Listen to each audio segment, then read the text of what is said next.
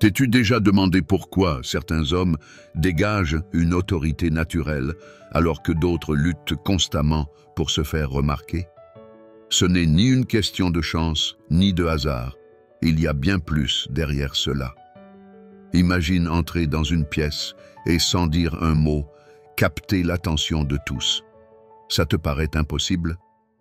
Parlons des principes qui construisent cette confiance en soi et cette force intérieure. Cela pourrait bien être le tournant décisif pour toi. Premier point, la vraie force. Pourquoi le respect de soi est la clé? As-tu déjà remarqué que les personnes qui se respectent elles-mêmes dégagent une aura différente? Le respect de soi n'est pas qu'un mot à la mode, c'est la base sur laquelle les autres te traitent. Si tu ne te respectes pas toi-même, pourquoi les autres le feraient-ils? Ton comportement envers toi-même établit les fondations de toutes les relations dans ta vie. Se respecter signifie établir des limites et s'y tenir. Imagine-toi comme le gardien de ta propre vie. Si tu laisses la porte ouverte à tout le monde, même à ceux qui ne cherchent qu'une opportunité rapide, tu perds le contrôle. Mais si tu montres clairement ce que tu acceptes ou non, tu es perçu comme quelqu'un qui connaît sa valeur. Tu te demandes peut-être, très bien, mais par où commencer? La première étape consiste à comprendre ce que tu veux vraiment. Quelles sont tes valeurs? Qu'es-tu prêt à accepter? Et où traces-tu la ligne? Beaucoup de gens passent leur vie à essayer de plaire aux autres, oubliant d'être fidèles à eux-mêmes. Une statistique intéressante montre que les personnes qui fixent des limites claires sont souvent plus heureuses et réussissent davantage. Pourquoi? Parce qu'elles ne gaspillent pas leur énergie dans des choses qui ne leur conviennent pas.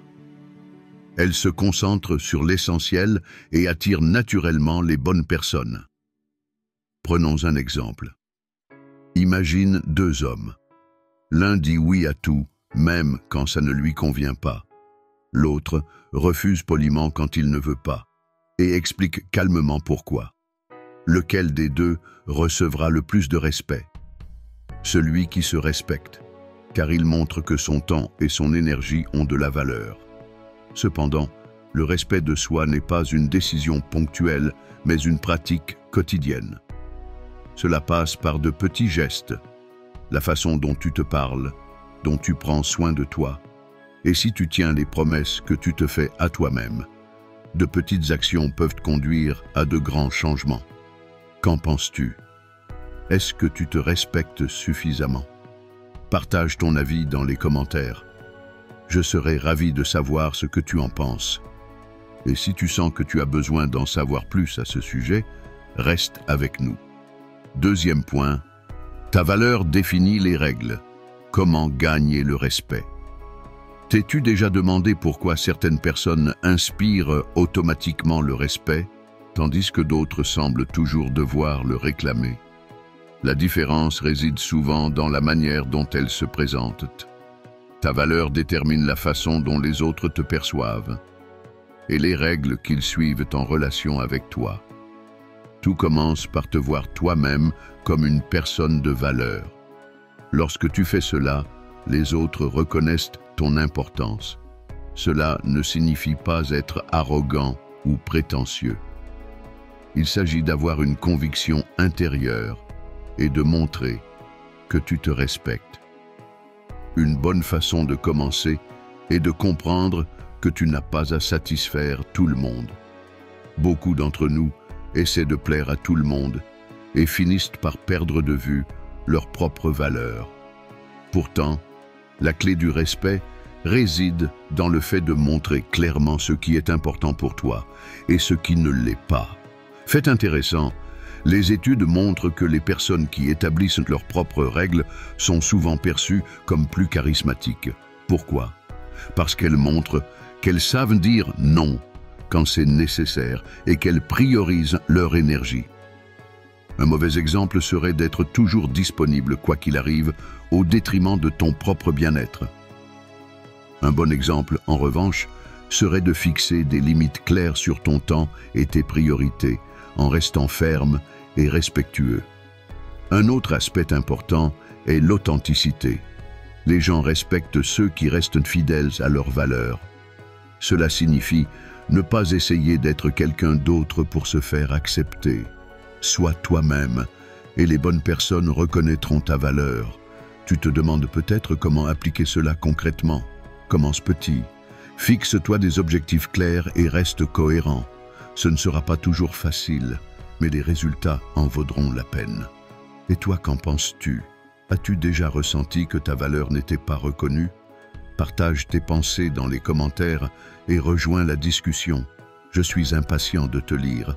Troisième point, le contrôle émotionnel. Rester inébranlable. As-tu déjà été dans une situation où quelqu'un a appuyé sur tes boutons, te mettant tellement en colère que tu as réagi d'une manière que tu as regretté plus tard? Le contrôle émotionnel est l'une des compétences les plus puissantes que tu peux développer pour rester inébranlable. C'est ce qui détermine si tu prends le dessus ou si tu te laisses submerger par tes émotions. Le contrôle émotionnel ne signifie pas réprimer tes sentiments, mais les gérer consciemment.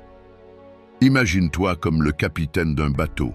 Les vagues, c'est-à-dire tes émotions, sont inévitables, mais tu peux choisir comment diriger ton navire à travers la tempête. Une étude a montré que les personnes capables de contrôler leurs émotions prennent de meilleures décisions et entretiennent des relations plus solides. Pourquoi? Parce qu'elles agissent avec calme et clarté, plutôt que sous l'impulsion du moment. Un mauvais exemple serait de perdre ton sang-froid lors d'un désaccord en disant des choses que tu regrettes ensuite. Un bon exemple serait de respirer profondément, de faire une pause et de réfléchir avant de répondre. Ce type de réaction montre non seulement ton contrôle, mais aussi ta maturité. Le contrôle émotionnel est également un signe de force. Lorsque tu restes calme, même face à une provocation, tu montres que tu es maître de toi-même et de la situation. Cette maîtrise inspire le respect et renforce ta présence. Comment peux-tu développer cette compétence? Un exercice simple est de pratiquer la pleine conscience dans les moments stressants. Respire profondément, compte jusqu'à 10 et donne-toi le temps de réfléchir avant d'agir. Cette habitude, bien que simple, peut transformer ta manière de gérer les situations difficiles. Qu'en penses-tu? Penses-tu que tu as une bonne maîtrise de tes émotions? Partage tes expériences dans les commentaires et explorons ensemble comment devenir plus fort émotionnellement. Quatrième point, le pouvoir du silence. Pourquoi moins, c'est souvent plus. As-tu déjà remarqué que dans certaines situations tendues, ceux qui choisissent de se taire ont souvent le plus d'impact? Le silence, lorsqu'il est intentionnel, peut être plus puissant que n'importe quelle parole. Le silence n'est pas un signe de faiblesse, mais de contrôle. Il montre que tu ne te laisses pas emporter par tes émotions et que tu gardes une vision claire de la situation. Ceux qui maîtrisent l'art du silence semblent souvent plus mystérieux et intéressants et gagnent automatiquement le respect. Une statistique intéressante indique que, lors de discussions, les personnes qui parlent moins sont souvent perçues comme plus intelligentes et confiantes. Pourquoi? Parce qu'elles n'ont pas besoin de se justifier constamment ou de combler les silences. Un mauvais exemple serait de toujours vouloir avoir le dernier mot dans une dispute. Un bon exemple, en revanche, serait de choisir de rester silencieux et de laisser l'autre réfléchir. Le silence peut créer un espace pour la réflexion, le respect et même la puissance. Mais le silence n'est pas seulement utile dans les conflits. Il peut également être utilisé pour captiver l'attention dans une conversation. Lorsque tu ne dévoiles pas tout immédiatement, tu suscites la curiosité et deviens automatiquement plus intriguant. Tu te demandes peut-être comment appliquer cela dans ta vie. Rappelle-toi simplement que chaque action ne nécessite pas une réaction immédiate. Parfois, il est préférable d'attendre et de laisser les choses évoluer avant d'agir. Quelle est ton opinion? Penses-tu que le silence peut parfois être plus efficace que les mots? Partage tes pensées dans les commentaires. Je suis curieux de découvrir ton point de vue. 5e point. Fixer des limites comme un roi. Ne tolère pas tout. As-tu déjà eu l'impression que les autres profitaient de toi simplement parce que tu disais trop souvent oui? Fixer des limites n'est pas seulement important, c'est essentiel pour montrer ta valeur et gagner le respect. Un homme qui établit des limites claires prouve qu'il se respecte lui-même et que son temps est précieux. Et c'est exactement cela qui force le respect des autres. Fixer des limites commence par comprendre ce que tu veux et ce que tu refuses. Beaucoup de gens disent oui pour éviter les conflits ou pour être appréciés, même si cela va à l'encontre de leurs propres besoins. Mais ce comportement conduit souvent à une perte de soi-même et à un manque de considération de la part des autres. Un bon exemple serait de te réserver du temps pour toi-même et de ne pas y renoncer, même si d'autres te demandent quelque chose.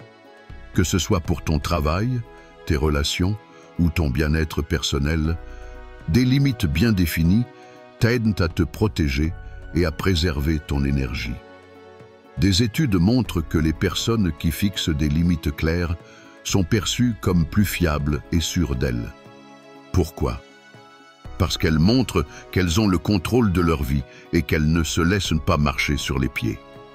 Un mauvais exemple est d'accepter des demandes ou des comportements qui épuisent ton énergie simplement pour éviter les désaccords.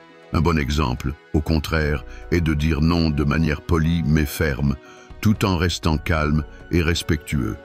Fixer des limites demande du courage, surtout si tu n'as pas l'habitude de le faire. Mais, avec le temps, cela devient plus naturel. Tu découvriras non seulement que tu te sens mieux, mais aussi que les autres te respectent davantage. Demande-toi, y a-t-il des domaines dans ta vie où tu ne fixes pas assez de limites? Partage ton expérience dans les commentaires et peut-être que ton témoignage encouragera d'autres à faire preuve de plus de fermeté. 6e point. Sois inaccessible. Le secret de ta grande valeur. Imagine que tu sois un diamant rare, convoité par tous. Qu'est-ce qui rend un diamant si précieux? Sa rareté. Être inaccessible est une qualité qui te rend non seulement plus intrigant, mais aussi plus précieux aux yeux des autres. Beaucoup pensent qu'ils doivent être toujours disponibles pour être aimés ou acceptés. Mais en réalité, c'est l'inverse. Si tu es trop facilement accessible, les autres peuvent rapidement te considérer comme acquis. En montrant que ton temps et ton attention ne sont pas à la disposition de tout le monde, tu fais grimper ta valeur. Un bon exemple est de définir des priorités claires et de ne pas répondre immédiatement à chaque demande. Il ne s'agit pas d'être arrogant, mais de montrer que tu as des objectifs et des priorités dans ta vie. Des études révèlent que les personnes qui se font rares sont souvent perçues comme plus attirantes et confiantes. Pourquoi? Parce qu'elles montrent qu'elles ont une vie remplie et ne sont pas dépendantes de l'attention des autres. Un mauvais exemple serait de répondre immédiatement à chaque message, même quand tu es occupé ou fatigué. Un bon exemple, en revanche, est de prendre le temps de répondre quand cela te convient, en respectant tes propres priorités. Être inaccessible ne signifie pas être impoli ou distant.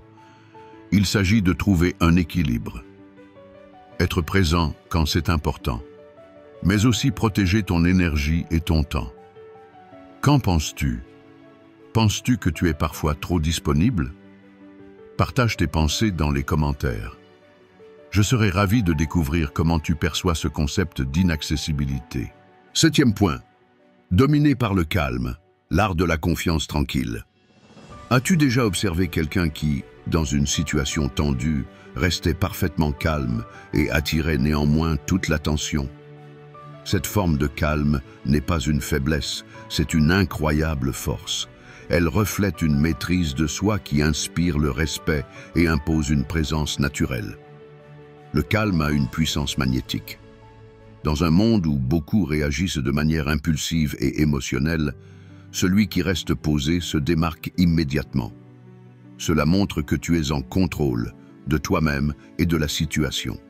Des études révèlent que les personnes calmes dans les moments de stress sont perçues comme plus compétentes et dignes de confiance.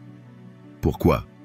Parce qu'elles démontrent une capacité à prendre des décisions réfléchies et à garder la tête froide, même sous pression.